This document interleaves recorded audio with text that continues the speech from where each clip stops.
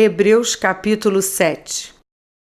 Porque este Melquisedeque, rei de Salém, sacerdote do Deus Altíssimo, foi ao encontro de Abraão quando este voltava da matança dos reis e o abençoou. Foi para ele que Abraão separou o dízimo de tudo. Primeiramente, o nome dele significa Rei da Justiça. Depois também é Rei de Salém, ou seja, Rei da Paz. Sem pai, sem mãe, sem genealogia, ele não teve princípio de dias, nem fim de existência, mas, feito semelhante ao Filho de Deus, permanece sacerdote para sempre. Vejam como era grande esse a quem Abraão, o patriarca, pagou o dízimo tirado dos melhores despojos. Ora, os que dentre os filhos de Levi recebem o sacerdócio têm ordem, de acordo com a lei, de recolher os dízimos do povo, ou seja, dos seus irmãos, embora estes sejam descendentes de Abraão. Entretanto, aquele cuja genealogia não se inclui entre os filhos de Levi recebeu dízimos de Abraão e abençoou aquele que havia recebido as promessas. Evidentemente, não há dúvida de que o inferior é abençoado pelo superior. Aliás, aqui os que recebem dízimos são homens mortais. Porém, ali o dízimo foi recebido por aquele de quem se testifica que vive. E,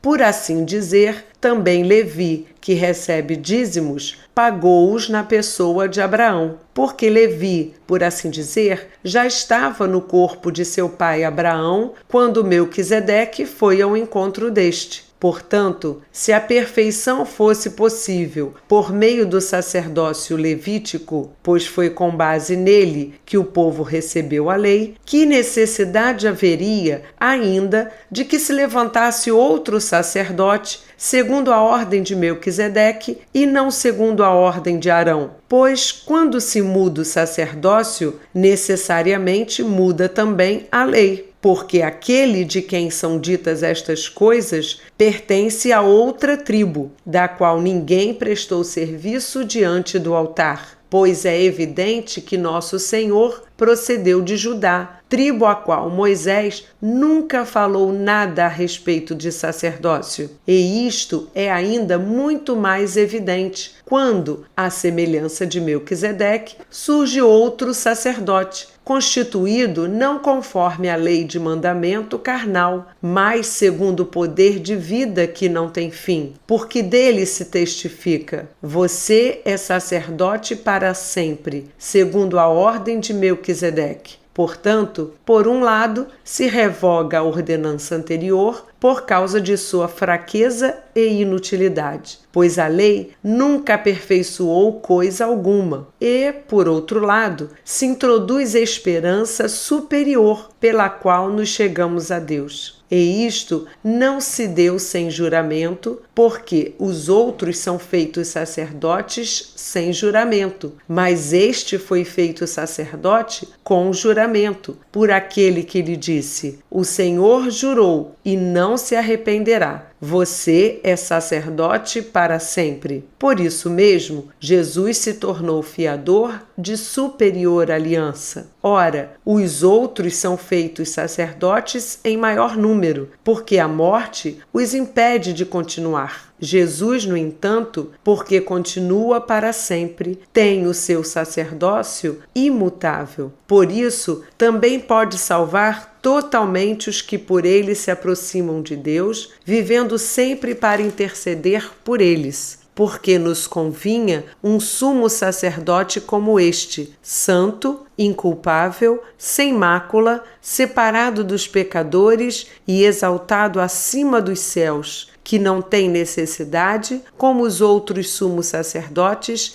de oferecer sacrifícios todos os dias. Primeiro, por seus próprios pecados, depois, pelos do povo, porque fez isto uma vez por todas, quando a si mesmo ofereceu. Porque a lei constitui homens sujeitos a fraquezas como sumos sacerdotes, mas a palavra do juramento, que foi posterior à lei, constitui o Filho, perfeito para sempre.